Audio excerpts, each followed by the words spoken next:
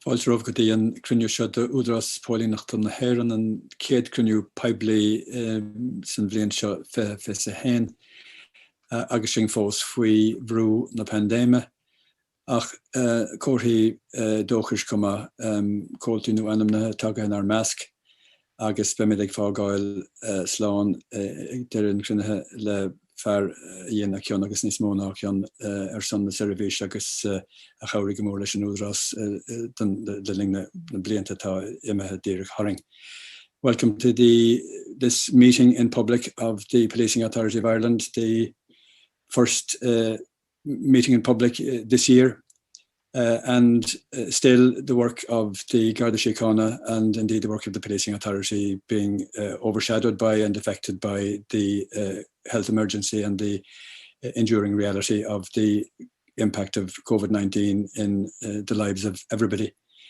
There are signs of hope, and there are in particular signs of hope for the authority with 4 new members, newly nominated members by the government, resolutions passed by both houses of the Oireachtas and shortly formally to be appointed by the government. But they're with us today, and I welcome Shalom Binchy and Elaine Byrne and Stephen Martin and Donald de Butler, who will be with us. I also want to welcome Assistant Commissioner, Deputy Commissioner Anne-Marie McMahon to her first public meeting in her capacity as Deputy Commissioner. Congratulations again. And welcome also Assistant Commissioner Anne-Marie Cagney, who I think is, if I'm right, is attending her first public meeting of the authority. And you're also very welcome. And I hope we'll see more of you in the future. Commissioner, maybe we might begin this part of the meeting with some reflections on the policing plan for 2021, as those who are familiar with the work of the authority and the role of the policing plan will know it's a central element in the life of the Garda Síochána and a very significant statement of the Commissioner's commitment to the public in terms of the range, nature and quality and extent of the policing services offered to the people. It's approved by the authority. It has been submitted to the Minister so that she can give her statutory consent to it and discharge that part of the role that engages the principle of democratic legitimacy with all that we all do. And therefore, it is a crucially important document. Its development has evolved, and the relationship between the Garda Síochána and the authority in relation to the policing plan has evolved over the years. It is, above all, it is the Commissioner's plan. It is that statement by the Commissioner of the organisation's commitment for the year ahead. And this year, its nature has changed somewhat as it has been evolving over the years, so that it is more sharply focused. And but it has not escaped the impact of the times in which we live, and we'll come to that shortly. But I wonder, in the first instance, Commissioner, if you might just briefly describe for those who are observing this meeting, listening to this meeting, the plan in terms of its priorities and what you hope to achieve this year.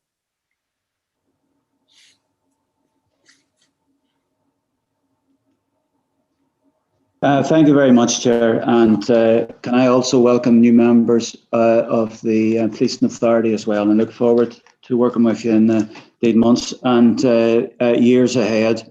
So in respect just of the policing plan, I think we as an organisation, we remain resolutely focused in terms of providing a policing service which is very much rooted in and responsive to the needs of society here in Ireland, where we have a close relationship with local communities and we're responsive to their needs.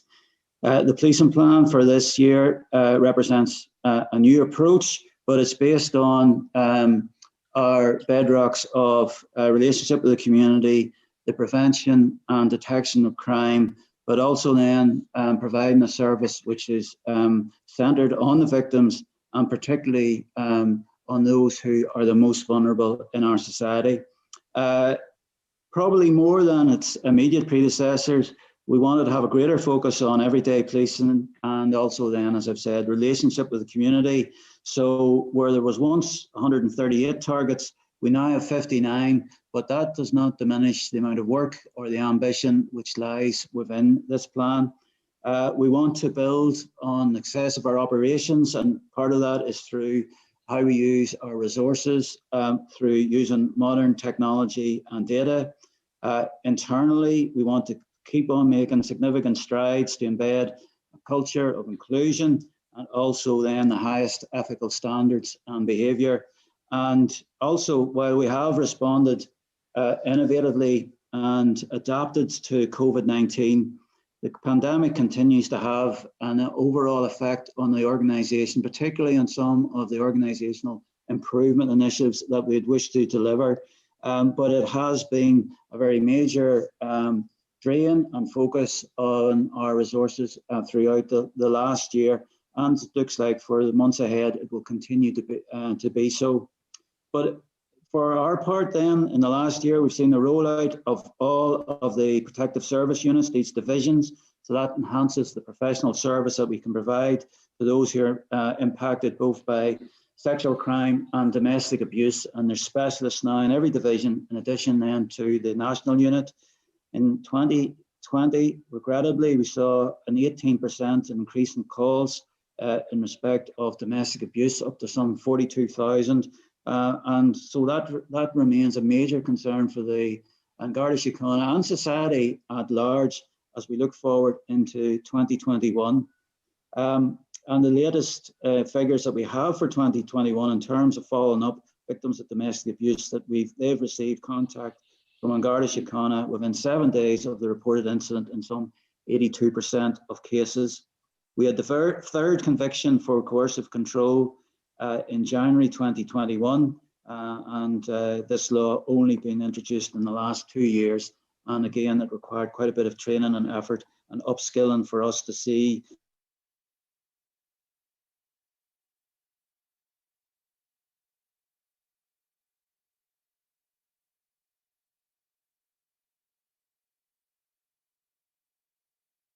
analytics and data gathering, and that has already been demonstrated by distribution of mobility devices for frontline members, establishment of new cybercrime hubs around the country, and a new tender to both improve and expand on our public attitude survey. And being at the forefront then, as we develop modern systems, technologies, ensure that we continue to maximise our resources in terms of keeping people safe. And we've also signed a new contract for the second generation of our computer-aided dispatch system. Internally, we continue to embed the Code of Ethics. Over 90% of the organisation has attended the Code of Ethics workshop, and 91% have signed the Code of Ethics declaration as of January 2021. Another area of focus, as I've said, is in respect of quality, diversity, and inclusion.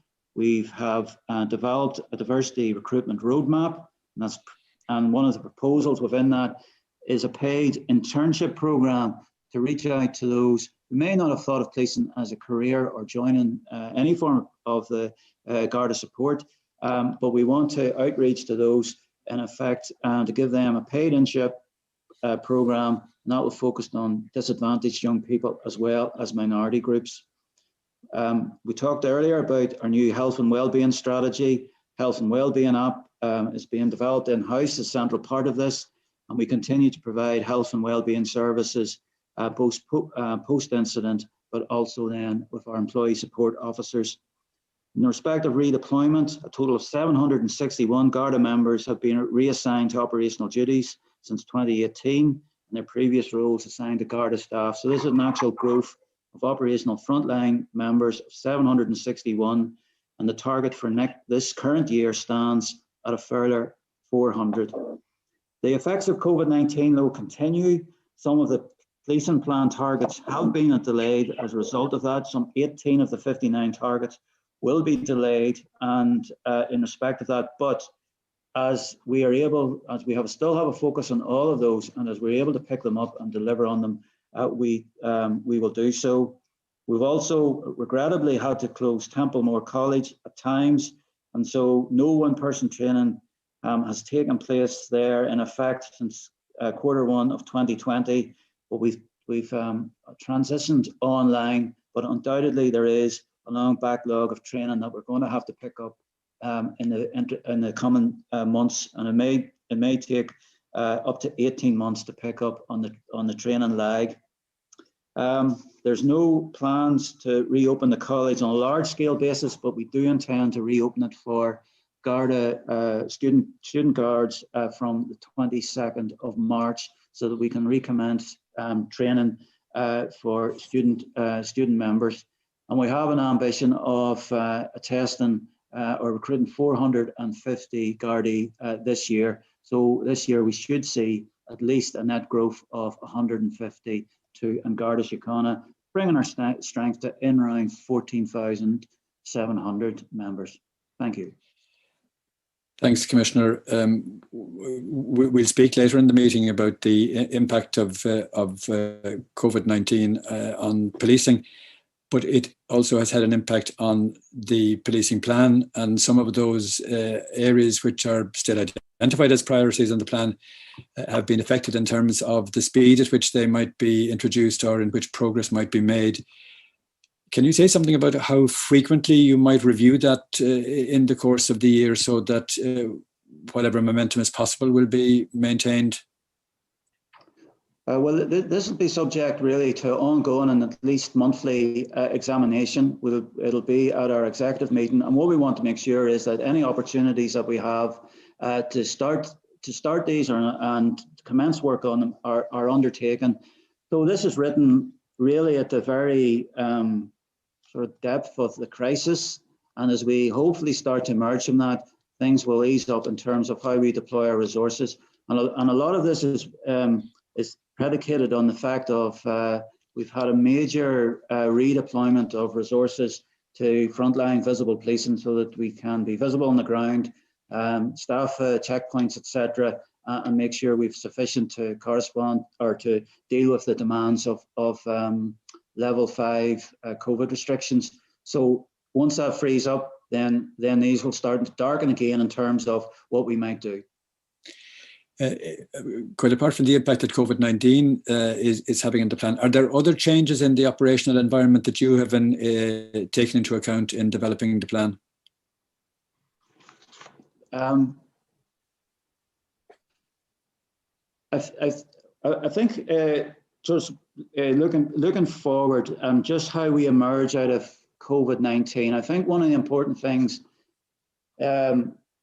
is that we take the learning from the last year. So in particular, the strength of the relationship with the community and the community policing. And so we don't want to lose that. That's one of the really sort of important elements, in that we find a very strong and built and reinforced very strong relationship with the community.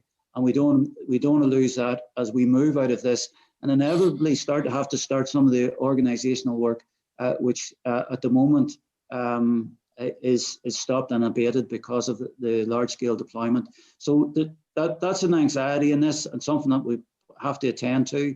In part, we will answer that through redeployments. We have 400 Garda staff being employed this year who will directly displace members to frontline duties. But then beyond that, then I think the focus on vulnerability that we've had over the last year is another area that we want to maintain.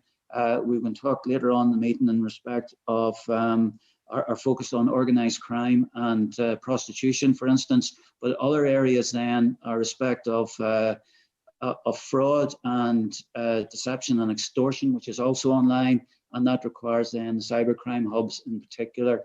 We are seeing a growth in some particularly worrying areas around online fraud, be it investment fraud, romance fraud, or extortion of individuals after the sharing of intimate images. So these are all growth areas of crime that we've seen in the last period, and we need to be aware of that. We've also have particular concerns still about the trade and the amount of drugs that are out in our society. Frankly, we've made a huge amount of seizures over the last year, and we've worked very closely with other international partners against some of the trafficking of drugs, but still there seems to be a huge demand for drugs, and the supply is also there. So that remains a significant concern and also priority for us. What changes do you think a member of the public might experience or expect to see in terms of policing by the end of the year on the achievement of the contents of this policing plan?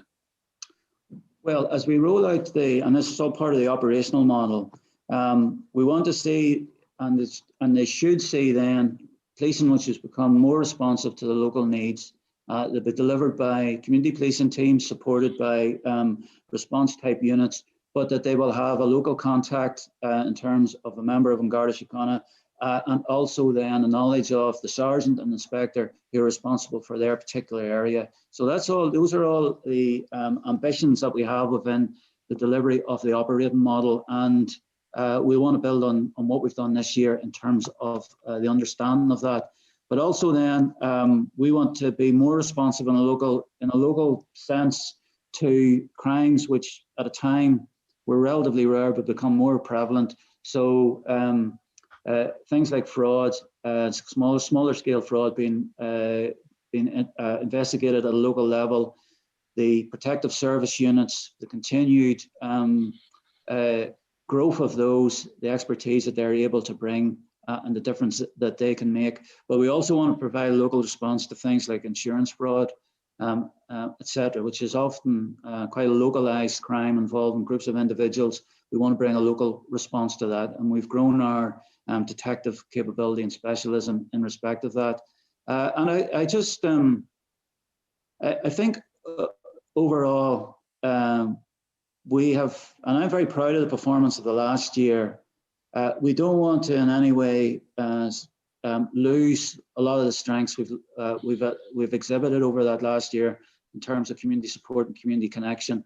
And so I hope what people see is a continuation of that engagement through community policing.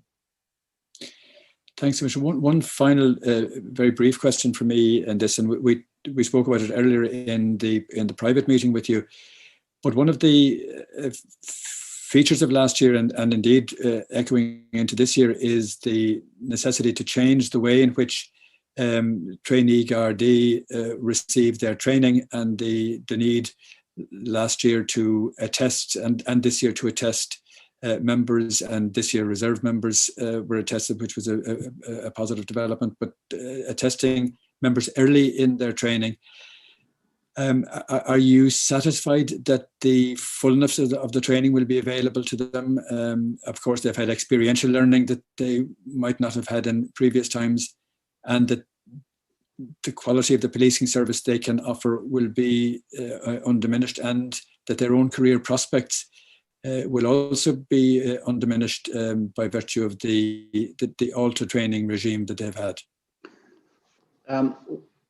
Well, we wouldn't have planned to do these things in the manner in which it's been done, but with the agility and adaptability that we've brought, and indeed the innovation that we've brought to the training, I think the training experience these individuals will have had, and the trainees, has been very strong, because both they've received theoretical training, some of that in person, a lot of it through e-learning and online platforms, which are very advanced, and we've been supported by universities in terms of the delivery of that and systems that we've been provided to us to do that. But also then experiential set, because the theory that they're learning, they're immediately seeing being applied in a operational context, and they're working with while being supervised in that context. So that has provided a very strong learning experience, and I think overall that their actual learning outcomes at the end of this are probably better than, in effect, a 32-week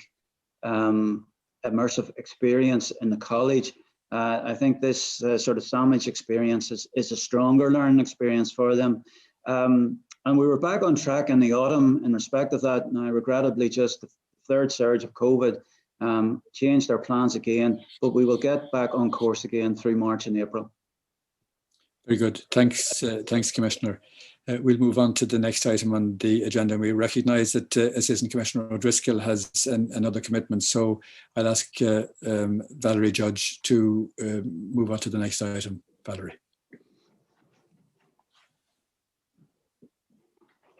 Sorry, muted there. Thank you, Chair. Good afternoon, or good morning, everybody. Afternoon, losing the run. I wanted to ask about the area, you touched on it there, Commissioner, that we've learned that the operation formerly known as Quest is now established as an investigation unit. So maybe you could tell us a little bit about the rationale for establishing it as a unit. Okay, may I ask that John O'Driscoll addresses this question, as John has the responsibility for the national unit as overall responsibility for investigating these organised crime gangs. Thanks, John. Okay, good afternoon all, and yeah, to answer your question, Valerie, when the Garda National Protective Services Bureau was established, the focus was on vulnerable people, and so it took on board units that were elsewhere within the organisation, such as human trafficking, which was in the Garda National Immigration Bureau, but also it has a role in relation to investigating organised prostitution. There had been a unit in place based in Store Street in Dublin, which was really an operation set up for a particular investigation and centred on in Dublin. So as the Garda National Protective Services Bureau is expanding, and indeed it is in the process of a recruitment campaign for additional staff, it now sees itself better positioned to take on this function in a more meaningful way.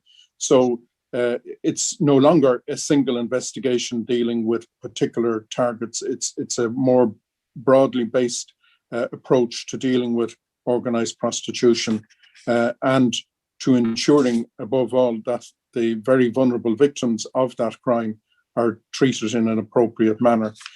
So the unit within the Garda National Protective Services Bureau will have a number of functions. It won't take on every single investigation, but will provide, like many other of the units that fall within my remit in a variety of areas, it will provide assistance to the relevant investigators out in divisions. It will coordinate activity or arrange, for example, days of action, gather the information together, produce operational packages to assist in the operational activity. And this happens across a range of crime areas. And indeed, we do this also at a European level, where there are crime categories prioritised by Europol, and we all at an international level engage in proactivity in particular areas at a given time, and that will extend into this area. So there'll be a collating of relevant information from the various divisions. Some investigations that have an international dimension will be undertaken by the Bureau itself, but otherwise it may assist divisions, and also will establish the links between investigations that are being undertaken within a number of divisions. As often happens, a number of divisions will find maybe too late or not as soon as is desirable that they are investigating the one group who are operating in a number of areas. So all of that will be coordinated in a more effective manner. Do we understand that the focus of this unit then is on the strategic organised yes. crime element, and they link with the protective services units in the divisions who will be dealing with situations on the ground? And also in the Bureau, they will be the main link in with the relevant organisations. We have for many years, back to when I worked in the Bridewell Garda Station, I know we had very strong links with Ruham in dealing with prostitution, but also Women's Health Service, the anti-human trafficking team and the HSE also. Those sort of that sort of contact will happen from a strategic level within the Garda National Protective Services Bureau. But again, a lot of those organisations deal also at a local level, obviously in individual cases, with the investigators throughout the country. We most people will be aware, some won't be aware maybe, that the legislation changed in 2017 so that the purchase of sexual services is now a crime. whereas the woman, usually a woman who is affected by prostitution, is decriminalised at this point. Now, we know that brothel keeping is still a crime. And I see from statistics from last year, of 60 reported cases, there were 37 suspects, 31 female and 6 male. Would you like to comment on the vulnerability of usually women affected by prostitution, who then become, in effect, the I suppose the equivalent of the small-time drug dealer, who is still perhaps vulnerable part of the issue, but is still criminalised? And how do you reconcile dealing with those cases and the organised, more strategic direction of organised prostitution? Yes, there are very vulnerable people here in these areas, and we see it also in relation to human trafficking, where people are have committed particular offences. They could be immigration-related offences, but yet, unfortunately, they become victims of much more serious offences. Aside from the other functions that we've already discussed that the Garda National Protective Services Bureau will undertake, it's also engaging with the Department of Justice in particular in relation to initiatives which will involve expunging convictions. And there are people who have convictions that relate specifically to prostitution, soliciting for prostitution in particular. And that is a matter that is at an advanced stage in terms of trying to establish who these people are, the facts of the case. And it's my understanding that it is probable at this stage that in the near future, we will see the vulnerability of those people being recognised to the extent that there will be an arrangement to have convictions expunged, which will be a very real reflection on an acknowledgement of the vulnerability that gave rise to them having a conviction in the first instance. Okay. When we talk about human trafficking, we tend to think of international trafficking. Obviously, not all trafficking for the purpose of sexual exploitation is international, but let's, for the moment, focus on the international development. You mentioned there earlier linkages with the National Bureau, the Immigration Bureau. Is there a fear, is there a vulnerability in people who are vulnerable? Is there a fear that if they've been trafficked illegally into the country, do they fear some kind of exposure, and even though they're not criminalized necessarily, but that they would fear deportation or other aspects? And does that hinder your detection of these crimes? Well, for a long time, there has been a link between the various aspects of the state that have an involvement in relation to people who enter the state, and particular arrangements where they claim to be victims of human trafficking. We had the administrative immigration arrangements for victims of human trafficking, and those arrangements are being revised, and the Garda National Protective Services Bureau now undertake a role that I previously would have undertaken when I was in the Garda National Immigration Bureau, in discussing and trying to making a contribution to the decision that is being made in relation to how best to cater for this category of people and what arrangements should be put in place for them. But back when I was in GNIB, there were many cases where people arrived in the state who claimed they were victims of human trafficking, where immediately we engaged with relevant agencies of state, but also with NGOs, and ensured that they were provided with accommodation and with other facilities, and only at an appropriate time did we engage with them then for the purpose of taking statements or trying to further an investigation that may contribute to identifying traffickers and hopefully prosecuting them. And we're very conscious in doing that there can be increased vulnerability when people have to relive those situations. And on some occasions, the actions that they speak of that constitute trafficking have happened in another continent, where maybe law enforcement is organized differently, and where people would not have a thrust in a police organization of the nature that maybe exists in this jurisdiction. But there are issues that go beyond the Garda Síochána. but we fit into them and try and ensure that our investigative function is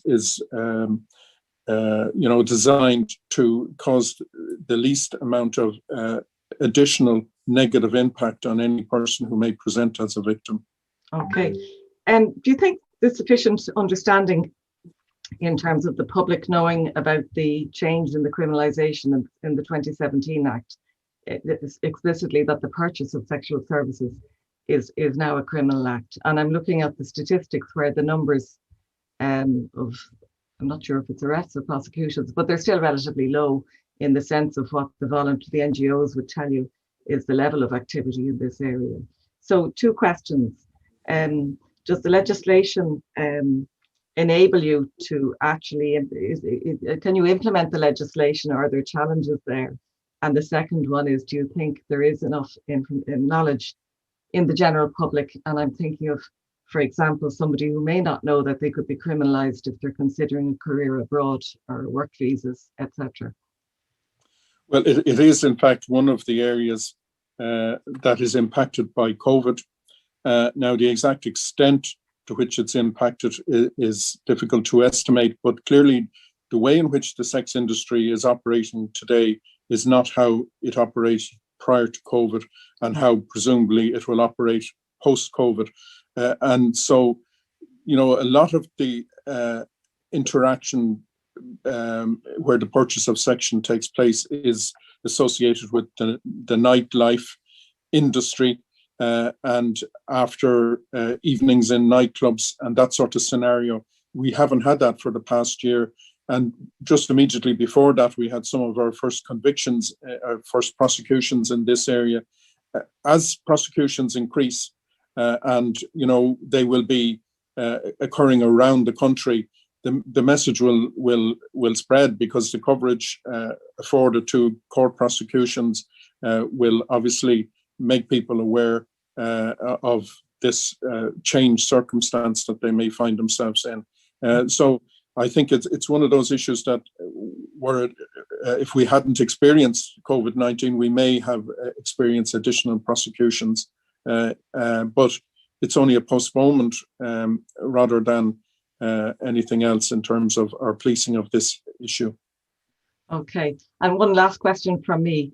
It's just on the titling of the unit, the Organised Prostitution Investigation Unit. We understand that to be the investigation unit for organised prostitution. Do you think the general public see it in that way and make the link between prostitution and organised crime? Or is there a danger that prostitution is still seen in the way it used to be seen in the past, that the prostituted woman is the criminal? Well, I think like any area, when we engage in changed approach, it'll take time for people to understand the nature of the approach that we're now taking and how the focus is on organised crime. It's 5 years since we changed the name of the Garda National Drug Unit to the Garda National Drugs and Organised Crime Bureau, and you can see there is growing success over time and a much greater understanding potentially of the element of organised crime involved in that type of criminality. And similarly, I believe now that the Garda National Protective Services Bureau has this oversight role, the coordination role, it will ensure that the people will have a better understanding. The communications aspect of, in other words, will be enhanced. And I think the messages that the Garda Síochána needs to deliver to the public to better understand what our approach is and the extent to which we're focusing on those who are involved in the organised crime aspect of prostitution, I think will become better known, and awareness will increase considerably once we're up and running and delivering the service of the nature that we have designed. Okay. Well, I think it's to be acknowledged and commended that you've established this unit. So we look forward to learning more as time goes on. Thank you very much. Thank you, Valerie. Thank you, Valerie, and thank you, John, for that. Can I ask Moling to raise the next issue? Thank you, Chair. The backdrop to my questions are the recent horrific assaults leading to deaths. using knives as weapons. And we've seen in media reports in recent weeks and months a concern of an increased use of knives in terms of assaults or threats. Indeed, on this morning's RT News, we heard of what was called a surge in knife crime. My question to you is, based on your experience, the extent of your arrests, the extent of your detections, experience in terms of seizures, hospital records, and so on. Have you experienced such a surge in the last, 3 months, 6 months? Okay, thank you very much. I'll turn to Anne-Marie Cagney, who can give the detail of what's happening in DMR. And we've had a number of very tragic, awful incidents in DMR, and that's brought a lot of focus onto knife crime. But we have conducted analysis, which is nationwide analysis of offensive weapons, particularly knives and other sharp implements, where they've been seized and where they've been used in crime. And that does not bear out the narrative which one sees so often in the media. There has not been this huge spike in knives. And in fact, over the last 10 years, we would have seen a slow decline, but it is a decline in the use of knives, where that is part of the modus operandi. And I think what we see is knife-enabled crime, and also then seizures involving searches by members of Garda Síochána, but also then the narrative that this is, in respect of young people carrying knives. That's also then not borne out by our research, which does show that knife carrying peaks between the ages of 19 and 22 years, but diminishes very, very slowly to the age of about 44. So there is knives being used in a variety of crimes, some of them being robbery, some of it possession of offensive weapons, some of it in assaults, but in very many different contexts. And then regrettably, that's also in a domestic abuse type context as well. So this is not as clear cut as maybe is being portrayed, and neither is it reaching the epidemic proportions, which are also being portrayed as well. And I'd also say that over the last year, we've been very active and have made record seizures as well. And that also then adds to the crime figures as well, as each seizure is a crime in itself. But if I turn to Anne-Marie, please, just to set out some of the operations which are ongoing in Dublin in respect to this, please. Thank you, Commissioner. Thank you, Chair. So just to give some sense of our operational response to a number of significant serious incidents that occurred, particularly around the month of January in the North Inner City area. So what we did was we established an operation just at the end of January there. And that operation was really as a result of one or two serious incidents that occurred in that particular area, and which really had a cause to harm and cause serious harm to, I suppose, the fear factor within the community. So what we did was GSAS analysis of the particular hotspots in that particular area, and based on that, we set a team down into that area on a daily basis. Now, that particular team are made up of uniformed personnel involving supervision, and they are targeting that area and patrolling in a proactive nature on a daily basis in the DMR North Inner City. But what we have done as well is we have put in additional foot patrols and pedal cycle units to support the communities in that area. And what I've also done is I've also assigned a number of plainclothes units to include the local detective units and the local drug units, who would have knowledge of individuals in the community who may be involved in this particular type of activities. And that went very well for a couple of weeks. But then what I decided to do was I decided to supplement it from a higher level. And in consultation with my colleagues in the Serious and Organised Crime Bureau, what we did was we got the assistance of a specialist unit there who have been detailed to work in the city with us on this. And they're more high level in terms of I suppose, looking at organised crime groupings who may have or who may be engaging in emerging trends in this area. So what we're trying to do is we're trying to have that whole of policing approach where we can identify links to incidents that are occurring and establishing if there are any links into serious and organised crime. And those particular resources are currently working in the DMR, and they are, even as late as last night, we had excellent seizures as a result of their activities down in the North Inner City. And the beauty of what we have them doing is they're there front and central to support our members on the ground. And they're also very, very engaging with the communities down in the North Inner City. What we've also done as well at both ground level and at high level is we've had stakeholder engagement. And I myself have had significant number of meetings with key stakeholders in that community. And I have meetings again scheduled for the next number of weeks. We've also engaged our colleagues in the Community Engagement Bureau as part of those meetings. And it's about that I suppose, all-inclusive approach to engaging with key stakeholders, listening to their concerns and incorporating those concerns as part of our policing response. And will continue. And we are monitoring this particular policing response to make sure that it's effective. And particularly the unit that I've spoken about, and they have a requirement to report into me on a weekly basis, but there's a requirement to report into the local chief superintendent on a daily basis, just to make sure that we are having an effect and that we are having that engagement piece captured as part of our response. There's a general sense, Anne-Marie, if I might, there's a general sense that there are, at least as it portrayed in certain aspects of the media and social media included, that there are certain parts of Dublin that are particularly subject to knife crime or to the threat of knife crime, and it makes it extraordinarily difficult for local residents and so on. Is it Garda Síochána's experience that such use or the threat of use is greater in certain parts of Dublin than it is around the country? Has it been increasing? Is it static? How confident are you in relation to the figures?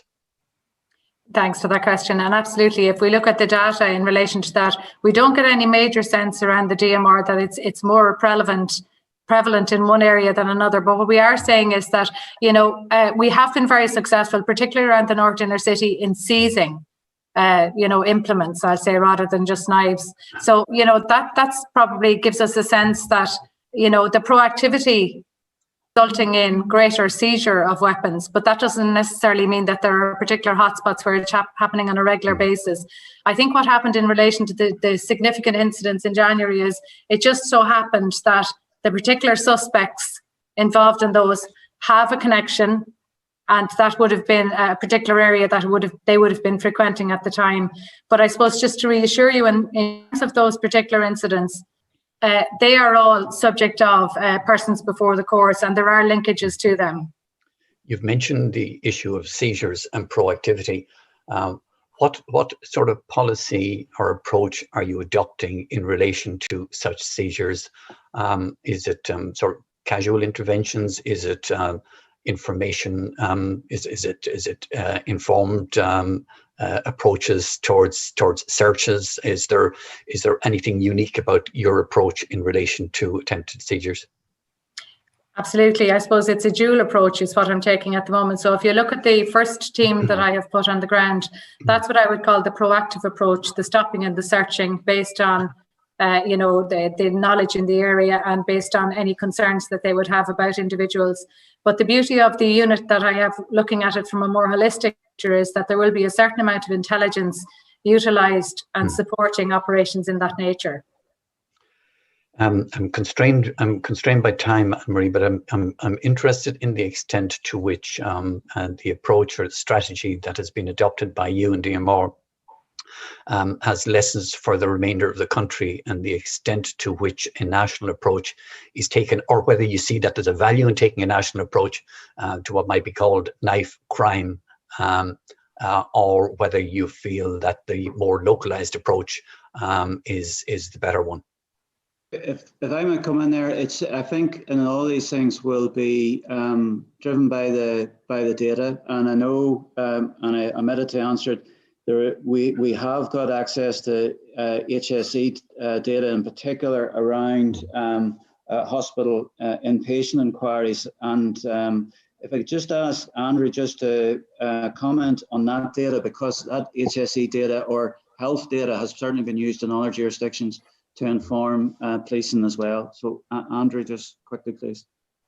Yeah, thanks, Commissioner. So as you said there, and I think you indicated as well, Moling, there's no one specific offence of knife crime. So when considering trends in knife-related crime, it's important to look at multiple perspectives. So the Commissioner there mentioned that and indeed Anne-Marie mentioned that the number of seizures definitely has gone up from 2016 to 2020, but it's important to remember that that was driven by a change in the recording practice, so the introduction of PEMS from 2016 onwards, and that definitely would have shown a dramatically larger increase than would otherwise have been the case. The second perspective then is the number of crimes where a knife was used or was threatened, as you asked earlier, so what we call the knife MO, and the trend that there, as the Commissioner said, is definitely downwards. So a third perspective, just to kind of give the complete picture, is looking at inpatient inquiry conducted by the HSE, and what that shows is almost exactly the same picture on a national basis as the knife MO. So we've seen a steady decline actually since 2004, but certainly since 2010 in the number of cases where somebody was discharged from hospital following an assault by knife. So that the exact category that you're asking about an assault by knife. So there's actually very little difference nationally across divisions, but and the picture is reasonably consistent across Garda divisions, but certainly as part of our progress towards information-led policing, we will continue to assess more granular evidence to support specific policing actions on reducing knife crime further and to measure their effectiveness. And I guess it's all, sorry. And you're satisfied, Andrew, that the increase in the recorded number of knife seizures is almost exclusively down to the better collating of returns and statistics than an actual increased seizure? Well, no, sorry. Just to clarify that. So a good chunk of it from 2016 to 2017, which is where we saw the biggest increase in the rate of seizures, would have been down to the change in the recording practices, where we went from a paper-based property book to an electronic recording mechanism. So it allowed for much more accurate and much more complete data that we can stand over. But definitely there was a continuing increase after PEMS had been rolled out in 2019 and 2020. In 2019, probably due to the kind of operations that Anne-Marie is talking about there, such as the focus on assaults in public. And in 2020, definitely we've seen a very large increase in the number of stops and searches as a result of COVID policing operations. So it was a combination, I guess.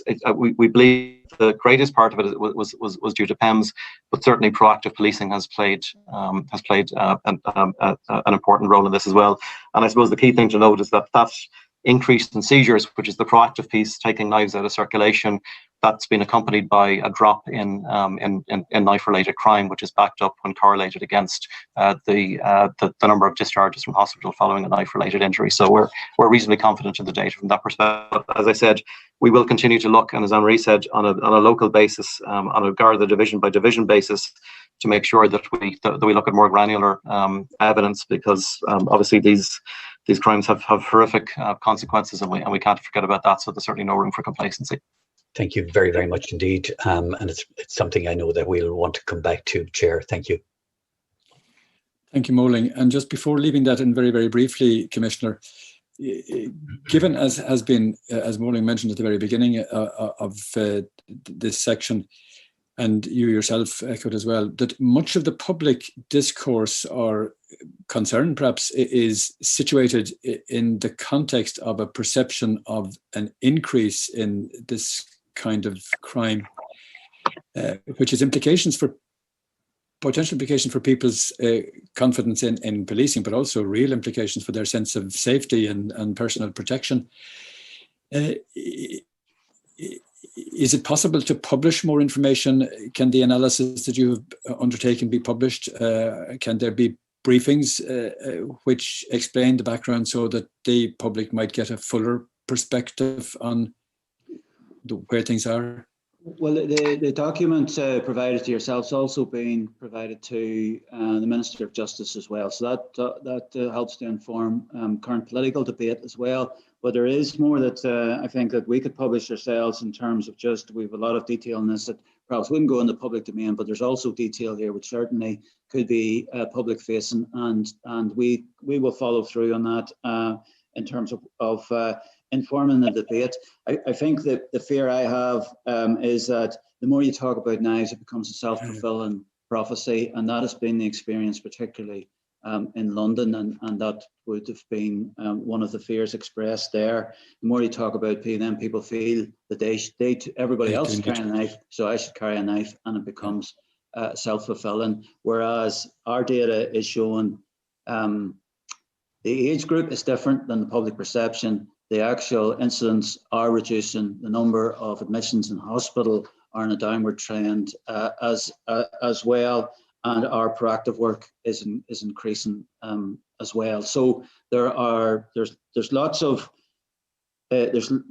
reasons for there to be public confidence in what's happening as opposed to public alarm, but we also acknowledge the very traumatic incidents that have had the lives lost because of knife crime, and we also take that into account, that there is fear, but carrying a knife is not the answer to that fear.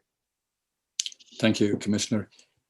Can we move on to the next topic? This is the first opportunity that we've had to meet in public since the fatal shooting of Mr. George Nkencho. And while we have had frequent contacts over the last almost 2 months in relation to it, we haven't had an opportunity even to identify the fact of its having happened. A blessedly rare event in the life of this community and in the life of the Garda Síochána, that there is a fatality as a result of Garda action. And we know, and just for the interests of those who are looking in, that are listening into this meeting in public, we know that an investigation is being undertaken by GSOC, the Garda Síochána Ombudsman Commission, entirely independently of the Garda Síochána, and we know that we cannot touch upon issues that directly relate to that investigation at this meeting, because it would be improper and impermissible. But are there issues that you would be able to say something to the public about in relation to this, in terms of the way in which the Garda Síochána may be able to reflect on some of the events that happened, the steps that are being taken to engage with the community, and we know that most affected of all will, of course, have been the family of Mr. Nkencho, but it's not without impact on the Garda members who were present and at that event. And it's not without impact on the community in which that event happened. And you might be able to comment on some of those aspects. Thank you very much, Chair. Well, as you yourself have said, the GSOC are in the middle of their independent investigation, and but I think it would be right on my part to express my personal sympathy and the sympathy and condolences of Garda Síochána to George Nkencho's family. This is a rare incident for Garda Síochána, and it has an impact within Garda Síochána as well. No one joins in Garda Síochána to get engaged or starts their day of work or duty to end up find themselves in such awful circumstances. And so I just wish to express my sympathy with the family before I proceed.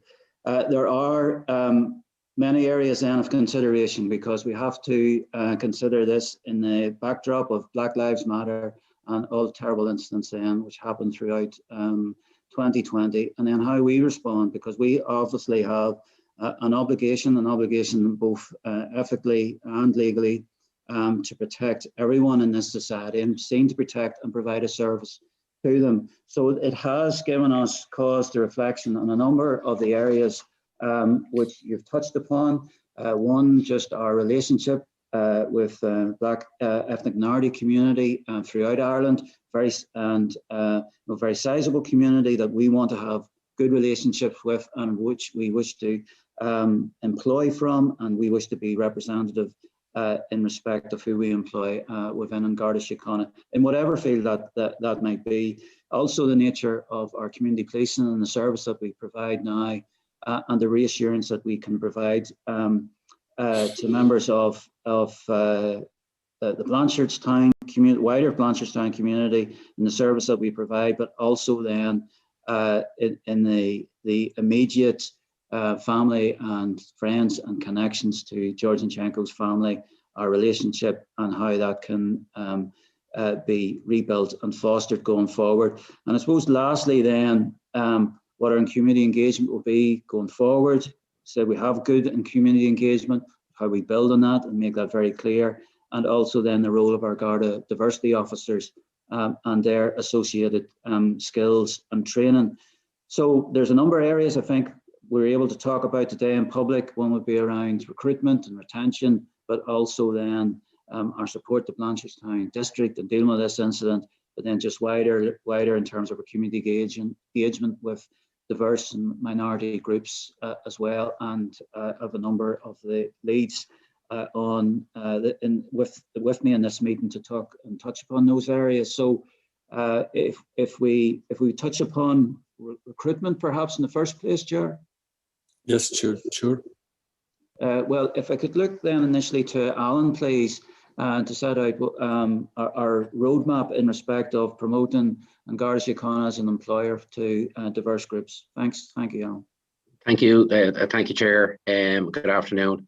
You'll be aware that late last year, November, December, we published our internal EDI strategy, diversity and inclusion strategy. And the key issue of that for us is in relation to recruitment, because we in Garda Síochána, and we've said it all along, it's critical that we are and we wish to be representative of Irish society. We know Irish society has been changing a lot in the last 20 years or so, but it's important for us to be reflective of that. So one of the actions that came out of our EDI strategy there was action number 5A, which was to identify key challenges to the recruitment and retention of individuals from minority backgrounds. We'd already started some work on this. That's why we've been able to progress it a little bit quicker, even though the strategy only came out at the beginning of December. We'd already started a work internally on it. So between a commissioned research and discussions internally, specifically with ourselves, the Strategic Transformation Office, who we're in partnership with, and of course our communication section and some of our operational areas, a number of potential barriers were identified to us in relation to getting people to join our organisation from the various backgrounds. I suppose there were three key areas on it identified. One was under perceptions. So how Garda Síochána is perceived by the various minority groups, and how this can influence the decision whether to apply for the job or not to apply for one. Processes, how the end-to-end recruitment process impacts on the diversity profile of the organisation. And of course, practices itself, how far the culture of Garda Síochána embraces the diversity and ensures all our personnel feel valued going forward. So what we did with the Chair, when we got that particular report back, we started a consultation process with selected minority groups. I'm pleased to say we got great engagement from those groups, and they would include the Africa Centre, the Irish Network Against Racism, the Irish Traveller Movement, the Irish Penal Reform Trust, LGBT Ireland, the Migrants' Rights Centre, the National Women's Council of Ireland, and the Transgender Equality Network. We invited submissions and or to have online discussions with them, and I'm pleased that we had quite a bit of engagement online. It would have been better, obviously, if we could have met in person. But we did have online discussions with the groups as well. And coming out of that, there were 9, I suppose, barriers as such were identified by the groups, 2 of which had come in under the perception area, 5 under the process, and 2 under the practice area. So what have we done since we got that? Well, we set up again. It was the number 1 on our internal diversity was to set up an EDI leadership council, which is chaired by Deputy Commissioner McMahon. That was set up when we had our first meeting there about 3 weeks ago. So we have sent that report to the groups, and the membership of that, by the way, would include,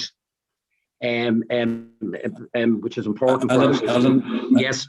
I'm sorry to interrupt you. We have very little time, and I just wonder if you might focus on. Okay, very quickly then, but it would include above, among others, we'd have outside people on it, but it would include Shirley Cormac, the CEO of the Public Appointment Service, and obviously they do a lot of recruitment.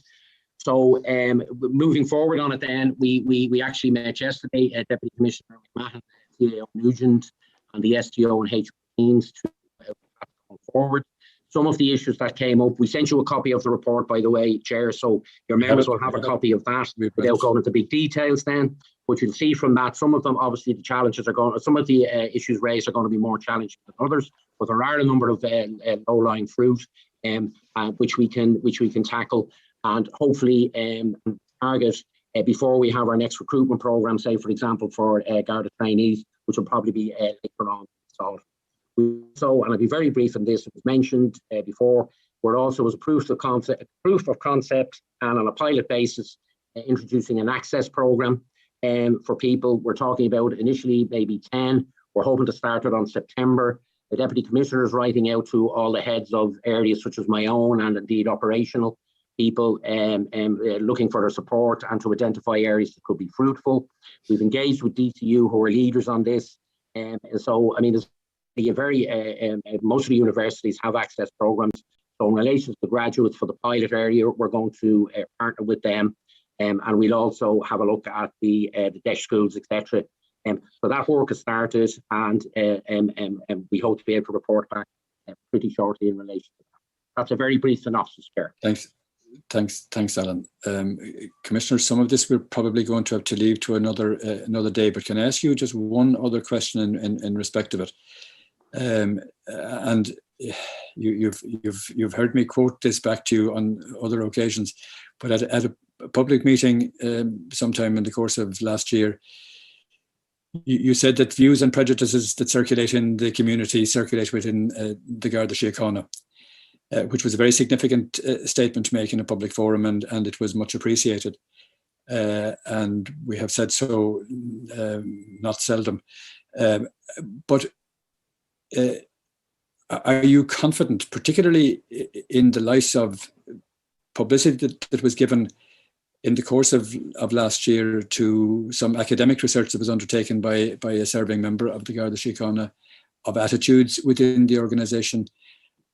Are you satisfied that sufficient is being done to overcome that sense of those views that are, as you say, prevalent in the society and not absent from the Garda Síochána, that they don't get in the way in terms of the quality and nature of the policing service that's given, and in the kind of relationships that can be perhaps more influential than many HR policies, without diminishing for a second the importance of what Alan has been speaking about.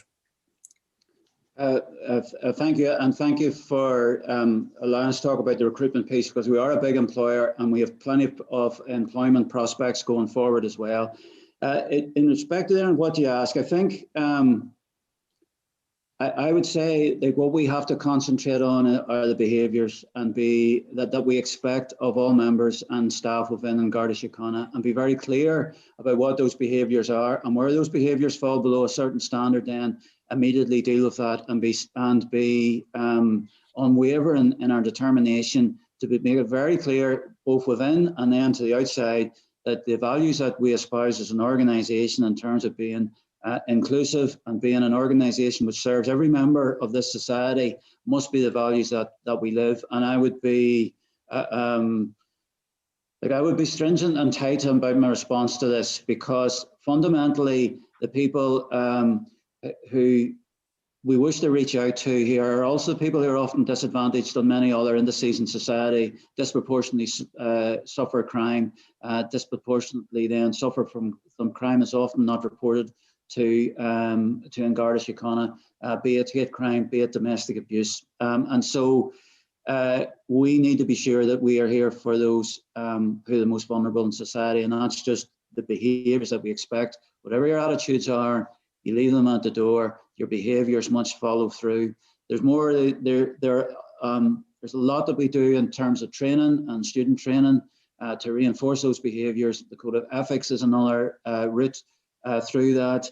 Our approach in terms of how we have tackled behaviours which fall below the standards is continuing to evolve, and more I can see within the organisation that unacceptable behaviour is not being tolerated and is being called out with and is being appropriately dealt with within the organisation as well, together as the support that we provide to GSOC investigations as well. So there's a lot that's just positive, but we can't say that we're immune to what it circulates in society. Obviously we're not, but we have to be very clear to the whole organisation. These are the behaviours that are expected and the values then that you will show as a member or staff member within Garda Síochána. And from that then, that's the position from which we start in terms of service then that we provide to others. There's a lot we can do around awareness, but I think the first place is the code of ethics training, and then how we then follow through that and being stringent in the behaviours that we expect and that I expect all within the organisation to exhibit. Thank you, Commissioner. This is a topic to which we will come back, and yes. Like you, the authority want to see a successful recruitment campaigns that attract successful applicants from the widest possible range, so that the Garda Síochána can become increasingly representative of the real picture of the composition of Irish society at the moment, and that people's experience of policing will be exactly the same whoever or wherever they are, and that fundamental principle that's incorporated in the statute that governs all of our actions, the vindicating the human rights of every individual, not even every citizen, every individual, which is a powerful challenge that the law lays down to the Garda Síochána, and we will continue to engage with you on that topic as we support obviously the fundamental objectives of broadening the base and improving the quality of service to an increasingly diverse society. Can we move on to the next topic and ask Paul McGeehan to engage with this one? Thank you. Thanks, Chair. Good afternoon, everyone. I've got some questions about the issue of custody and human rights, and I suppose these questions are informed, Commissioner, primarily by two things. The report of the CPT that was published last November, based on a visit to Ireland, I think in the autumn of 2019, and also some research that was commissioned by the Policing Authority and carried out by the Centre for Children's Rights at UCC, which was published yesterday. And maybe to start off, the CPT report found that most detainees that it spoke to were treated correctly by the guards and appropriately, but a number reported a level of physical ill treatment, and that ill treatment was characterised, the report suggests, by slaps, kicks and punches, mostly at the point of arrest or in transit. In a few of the cases, the CPT noted that their staff were able to note injuries which were consistent with the allegations that were made. So while overall they were saying that most people were treated well, they said there was no room for complacency in this issue, and it clearly is a troubling and serious issue. It echoes findings that were made the last time the CPT visited, and also to some extent it echoes findings that the Centre for Children's Rights made in their research, albeit it was a small scale piece of research, but nevertheless involving children and those perhaps most vulnerable in our society. So I'm just wondering if you could respond to those findings.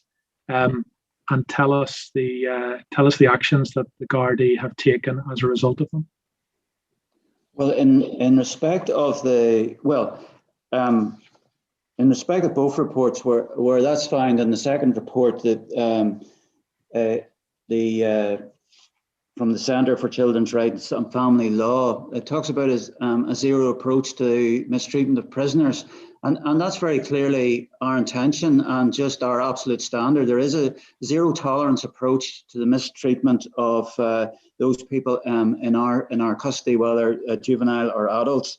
In respect of the CPT report, when I did receive that, I did refer that on then to the Garda Ombudsman, because obviously specifically the CPT would know who they were speaking to and would know of obviously then of the incidents. And I thought it was appropriate, given the seriousness of what they said in terms of assaults with visible injury, then that those matters then should be referred to the Ombudsman. As I said today, I don't know what the outcome of that is. But again, when I look to the most latest report, there is a suggestion of mistreatment, albeit it is a small sample. And again, I do feel it's appropriate then that I refer that to the Ombudsman as well, because we do have a zero tolerance approach to the mistreatment of prisoners. And to safeguard individuals, I would highlight that we have gone and are going through and completing a huge upgrade of our custody provisions that we have in place, video surveillance and video recording, and so there are a lot of safeguards for prisoners, and I think or for detained persons, and I think that'll be further enhanced when we are in a position also to issue body-worn video, and so that situations where individuals are being arrested and then transited to stations and then dealt with then at the station will be the subject then of video and audio recording. So all of that's very positive, but in no way do we tolerate mistreatment, let alone assault or any form of abuse of a person that we bring into our custody. One of the things that the CPT recommended in light of its visit was that message, the message that really you've just articulated about a sort of zero tolerance approach to any ill treatment, be reiterated to members of Garda Síochána. And I'm just wondering, has that been done? And who will be responsible for issuing that message? Well, I think when you look at overall our code of ethics and standards that we require of members of Garda Síochána, it's very clear from the manner we've dealt with recent incidents that to abuse, let alone assault an individual, is just entirely unacceptable. And so I think it has to be placed on an overall standard that we are expecting of individual members of Garda Síochána. We do now have strategic leads for custody and obviously then the treatment of individuals who've detained. AC Dave Sheehan has taken on that role after work that he's undertaken in partnership with the inspector during their inspection of our custody facilities. So we now have a single, in effect, chief officer who has a lead now for custody. And I would, I suppose, following through on that recommendation, I would look to Dave Sheehan in respect of that, but I would set it in the context of the emphasis that we've placed on the proper treatment of individuals who we arrest and who come into our custody. Just to follow on from that for a moment, I'm just wondering, the CPT report itself, what status would that have within the organisation? In other words, would the CPT report have been, and its findings have been discussed by the senior leadership team and consideration given to how to address some of the matters that arose from it? Yes, it was discussed. And my recollection was it was discussed at the executive on publication last November, and part of the actions then were that, given the specific allegations, quite serious allegations that it made, together with corroborating commentary, that it should be referred to the Ombudsman. Okay, and can I just ask, I mean, obviously, as you said rightly, that the investigation of any specific or individual complaints is a matter for the Ombudsman. But more generally, does the organisation at a leadership level track or have access to numbers of complaints for ill treatment that arise in these circumstances, so that it might, for instance, be able to detect if there's a pattern relating to a particular station or a particular officer? If I might look to Anne-Marie there, just in terms of the complaints reduction work that we've undertaken then, and the responsibility of internal affairs with this regard. Anne-Marie, please. So in terms of the complaints that are made in respect of any type of alleged ill treatment, they can be made in any number of ways. So they can be made to a member of our Garda Síochána, they can be made to GSOC separately. So we wouldn't always have a full picture of the extent of the complaints. Now, that said, anything we are aware of, there's a number of ways they can be dealt with. They can be dealt with by way of investigation, or we also look at particular areas where we might see a number of complaints coming from, and then there would be interventions with the local management to try and address that. And on some occasions, then it's an engagement maybe with the person complaining, to see is there something that can be done at a local level. I mean, obviously their right is to have it dealt with, but if we can reduce the number of complaints, well, then we do. Now to be fair, this particular dispute resolution type or complaint reduction strategy is probably more suited to a different type of complaint, more service level complaint, than it would be to, for example, an alleged assault or alleged ill treatment or anything like that. So from that point of view, then if it goes into the discipline process, well, then there are sanctions that arise out of that, and that is the sanction. Now, sometimes that sanction could be advice, it could be a caution, or indeed it could be a more serious, in terms of a fine or even more seriously. So in some ways, that it doesn't always yield the best outcomes.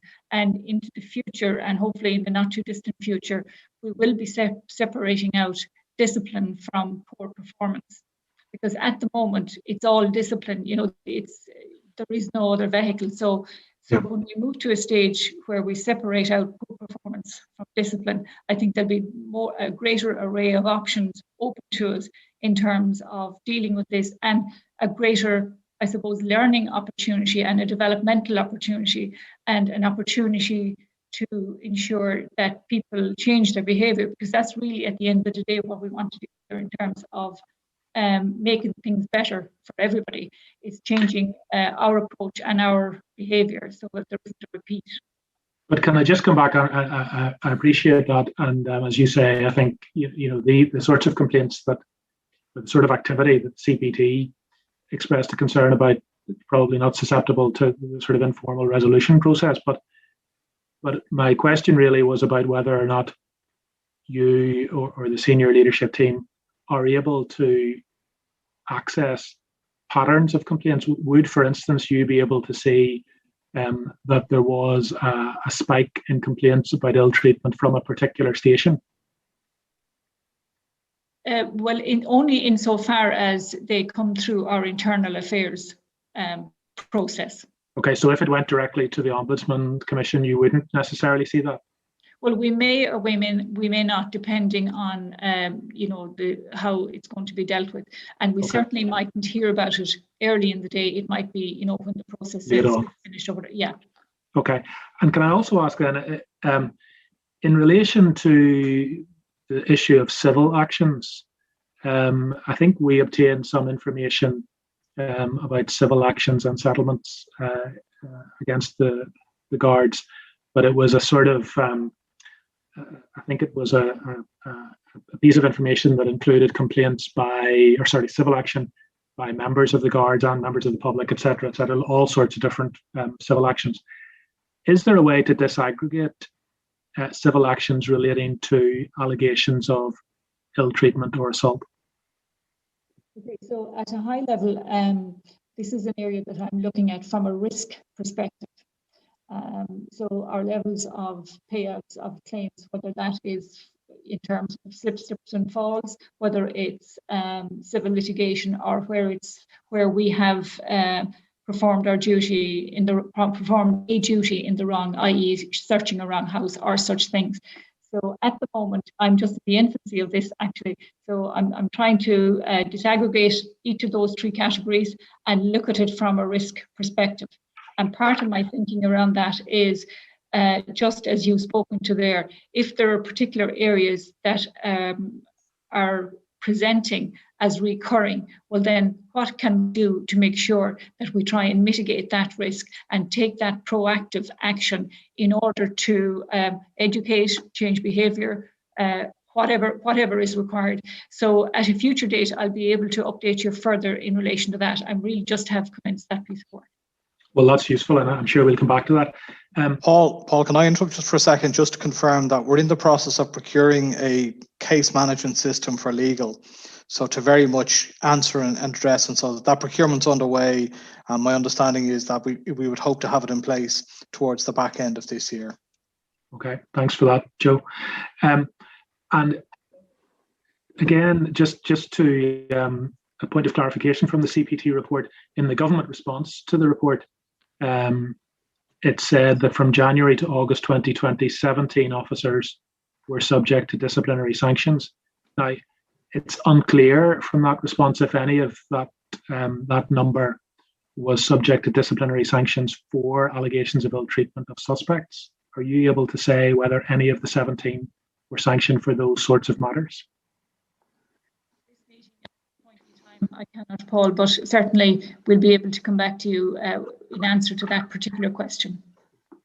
Okay. More generally, and Commissioner, I'm not sure if this would be maybe then for Dave, but one of the other findings of the CPT was that there were deficiencies in custody registers and that they weren't always maintained in a comprehensive manner. Is action being taken to address that finding? Well, yes, we have sought to further adapt the custody record, but the major weakness there is that it's a paper record. So if it looked at Dave can say what's been considered in respect of introducing, in effect, an electronic custody record. That is in itself a big IT project. So if I look to David, please, there. You're mute, David. I can't hear you. No. Yep. Yeah, I can hear you now. Yeah. Okay. Well, in respect for the last 6 months or so, we have been engaged in addition to the two documents that you mentioned, Paul, in respect to that, the Garda inspectors were also doing a review of custody, and that document is available to us at the moment for review. And within that document, what we've been doing is working very closely with them in the context of how do we move this entire project forward. One of the questions you asked there earlier on about the complaints, in part of the research we did in respect of that, we aggregated out the number of complaints, and what we found is about 11% of the complaints were in relation to custody matters, and that's the best we could do with those that were sent to GSOC at the time. In the case of the custody record, as part of the human rights screening that we were doing as well, UL undertook a piece of work for us in the context of that, and in that piece of work they found somewhere similar to what was come up in the CPT about the custody record not being properly completed or to the level that they would have anticipated or expected. Within that as well, one of the issues that they found was that in respect of risk assessment, that the risk assessments were paper-based and attached to the custody record. And for the purpose of that, what they found as well is that they became dislodged from the custody record itself, and they were looking at reviewing that. What we have done in the interim in respect of that is that a new letter of rights has been developed. going for review for the last time, I suppose, before we let it off to the DPP to see it. But that new letter of rights will really make it very simplified English for everybody that's coming into custody, included in that will be the appeal process and how they make complaints. What we have done then in respect of that is that we have dissected the custody record again. We've included the risk assessments that we require and that the Garda inspectors and the CPT form as required are looking for, and now that will form part of the custody record. So I think we have about 5,000 custody records, old ones, in place at the moment. So we have a tight timeline to ensure that we get that custody record up and running in advance of that. And as the Commissioner said, that is an interim measure to deal with both the recommendation of the Garda inspectors, but it's also a recommendation that was made in 2014 by the Garda inspector in respect of electronic custody record. And really, until we get to that point, this enhanced custody record will certainly fill that gap for the moment. But there is certainly, in my view, and we've looked at it ourselves, a requirement for greater training in respect to that to ensure that that's done. Yeah, just on that final point, Dave, because I suppose, I mean, I take the point that, you know, that an electronic custody record will, of course, I'm sure, improve things and resolve some of these matters. But ultimately, the failure to complete the custody record as it stands is down to the individual officer whose duty it is to do that. And do you have any understanding why that practice has continued? And in the interim, do you think this suggestion will actually resolve this matter? The suggestion is an interim measure, Paul. I think that's what it really requires in the Garda inspector. They mentioned as well about having a strategic lead for custody management. The Commissioner has kindly asked me to take over that role in respect of that. And what that will do as well was it should ensure greater governance over the completion of the custody records and matters of that nature. And I think, to be honest, that should improve it. But I do say that really it's an interim measure until such time as we get electronic custody record, whereby the fields will be filled in and populated themselves. But as the Commissioner said, that's a piece of work that has to be done, but won't be done this year. But it will be in the coming years. Okay, and I presume then, Dave, given this new responsibility that you have, that this question is probably also for you. And I'm conscious, Chair, that I'm possibly reaching the end of my time, but in the research carried out by UCC, one of the recommendations that they made was that there be a new policy on the interviewing of child suspects and specialist training for those involved in interviewing child suspects. Is that something that will form part of your work, Dave? There's two elements to that, Paul. I'd say is that since 2014, we've had a manual of guidance for investigative interviewing that we comply with. That's currently under the remit of Assistant Commissioner Special Crime Operations. So that will help. But I reviewed that document in light of what came out of that report. I reviewed that document, and it is not child specific. What we have done in respect of, from the other work in respect of it, we've taken the policies and procedures that are currently in place in the Garda Síochána, and those policies and procedures have been codified into one document now, and it'll probably expunge 37 HQ directives that we currently have. So it'll be a one-stop shop for all of this. Within that, Chapter 16 at the moment is dedicated to how we deal with children brought into our custody. And that was done in advance of this document. When I saw this document, I was heartened to see that we had actually considered this because of their vulnerability. But it's not just about the children. I think there's vulnerable adults as well that we take into our care as well. And we have to segregate the people that we bring into our care, particularly children, because they require specific needs in respect to that. And if I can say to you in respect to that, one of the things that we say in the document is that members must take into account the age of the child when deciding on the necessity of an arrest.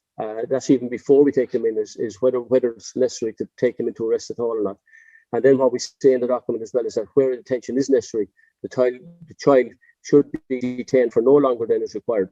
And then lastly, we say then is that members should avoid holding children overnight in cells unless absolutely necessary. So there are elements within that document that is going to change how we deal with children when they're brought into our custody. And I think, to be fair, Dave, the research did commend some good examples of interaction with child suspects. I think the concern that was maybe identified was that there was an inconsistency in approach. So I mean, look, I think that's probably my time done. But I think there are a couple of issues there that we may well come back to in the future when we get some information that you've promised. So thank you very much for those answers. Okay. Thanks, Paul. Thank you, Paul, and thank you, Commissioner, and your colleagues for that. This is undoubtedly a subject to which we will return. We touched upon it in the course of last year because of a piece of work that was done in relation to the implications of COVID-19 for access for solicitors to people, to detain people, and the appropriateness of the arrangements that were made. Work that was a piece of research that was done, as it happened, by one Shalom Binchy, who's now a member of the authority. And clearly the Inspectorate's report on custody arrangements will be published in a number of months, and that will, as has been the practice with such reports, be the subject of engagement by ourselves and with you at future meetings. But the significance of the topic and its implications for the quality of the service and the work that you are already doing, all combined to make this a topic to which we will return. But thank you for that. Our next item, and I'm conscious that we're moving steadily towards our deadline, is the policing during COVID-19, and Debbie Donnelly is going to lead on this. Oh, there is Debbie. Good afternoon, everyone. I just wanted Commissioner to reflect on, since we last met in December, and even from the to the end of January, and now in this public meeting, the change in the nature of COVID that you and your organisation has had to deal with. It has been an extraordinarily very serious situation. And I wondered if you could provide us an update on where you are, particularly the increase in the move and the speed of the move through the 4Es to enforcement. We see a significant number of fines now. So maybe you could just update us on where we are and how's it going. Okay, well, thank you. Well, on the 26th of December, we found ourselves not even back to square one, but in probably a far worse position than we probably ever anticipated in terms of the third surge of COVID-19. And we had to respond again very quickly to the requirements of level 5 restrictions and the placing of those. And if I said in the first place, the context of the 4Es, we brought those in late March last year. And that was in response to a very developing and still at that time very unknown and situation. And what we were doing there in terms of the extraordinary circumstances we found ourselves in was giving people the opportunity that we would engage and educate and encourage compliance before we would go to enforcement. But I think when we arrived into late December and early January, no one could have failed to notice the dire straits that we were in terms of dealing with COVID-19 as a nation and the situation really throughout the world. And everybody was very well aware of the restrictions then that were being placed upon them. And it's not that we abandoned the 4Es altogether, but actually we found that people's excuses actually for being out and about, and some of the, if I use the expression, behaviours and indeed antics that were being illustrated actually were deserved of enforcement as opposed to then engagement of individual and asking for their compliance.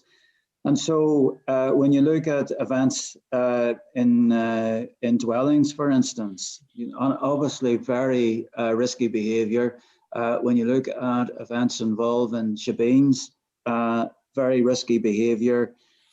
International travel has been of a particular focus in the last few weeks as well, again, encouraging risk, but then also then the movement of persons as well has had a particular focus.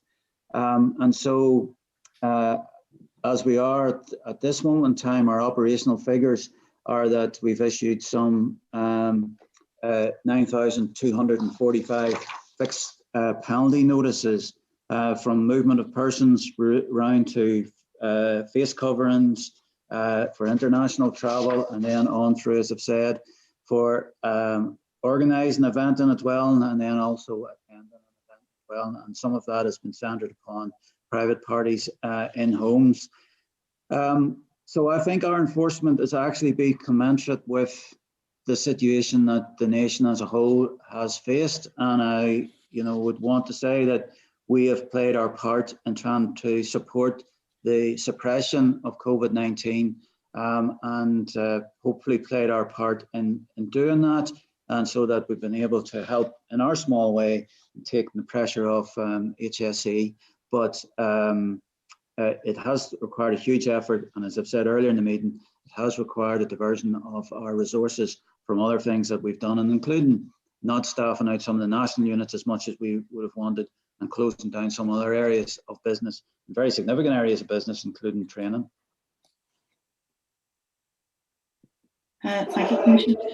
And while we're speaking about enforcement, you have provisions within the regulations to arrest for non-compliance. Have there been any arrests?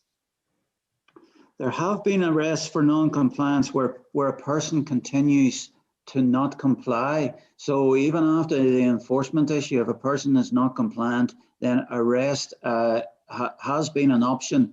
I haven't got those actual figures in front of me. I'm not sure. Maybe Andrew, would you have those figures to hand immediately? I don't have them immediately to hand, Commissioner, but you're right certainly in saying that the numbers are relatively low, but we can certainly provide those as a backup. I'll see if I can find them in the next couple of minutes, but I don't think I have them to hand. But the numbers certainly are low. You're right to say that. Okay, thank you. It's just that we haven't seen any figures in relation to arrests relating to those regulations. Okay. There was a report published recently which suggested that there was a very significantly high proportion of the fines given to young people aged between 18 and 25. Indeed, the suggestion was that there was more than half of the fines. Can you tell us a little bit about what you believe has driven that and has resulted in that high proportion of fines for that age group? Thank you. Well, so in terms of the fine offenders, gender, 75% are male, but also then in respect of the age groups, the 18 to 25-year-old group is responsible for 53% of the detections in respect of fines. And I do think that relates to movement of persons, which is the greatest proportion of the fines that we would issue. And also then there's almost some 1,100 fines or more in respect of house parties, etc. Andrew, can you provide any further clarification there in respect of that? Well, you're right, Commissioner. Yeah, the number of fines issued to 18 to 25-year-olds was 53%. I suppose the easiest way maybe to answer your question, Debbie, is to look at international comparisons. And in England and Wales, that obviously have had fixed payment notices up and running for longer, they are showing a similar. They're showing about 72% male across England and Wales. Ours is about 75%, and they're showing 45% of fines issued to 18 to 24-year-olds. So it does appear to be, I suppose, a kind of an international pattern. And from a policing perspective, we have published also division as well as the age and the kind of the gender breakdown. We've also published figures on the divisional breakdown, and that would show again some certain areas with kind of high concentrations of students, for example, unfortunately tend to have a higher number of fines. I mean, it's important not to place blame on any kind of one group, but I mean, unfortunately, it does seem to be the same pattern kind of in other jurisdictions as well. And just on that, Commissioner, I mean, there's particularly high levels of fines in areas such as the North region and around Cork. Are you, to what extent are you reassured that there is consistency in approach to the issuing of fines?